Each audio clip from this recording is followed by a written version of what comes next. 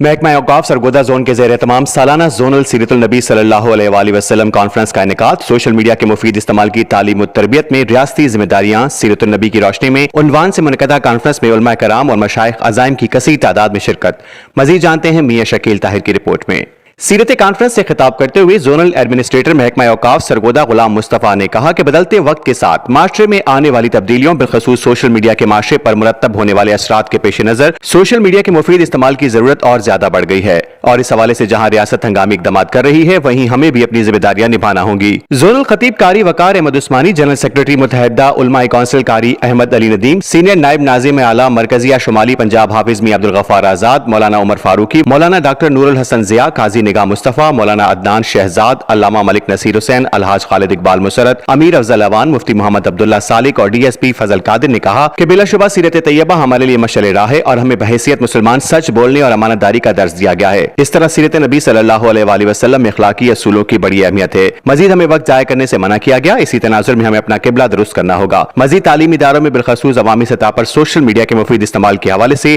جامع حکمت عملی کے تحت کام کرنا ضروری ہے۔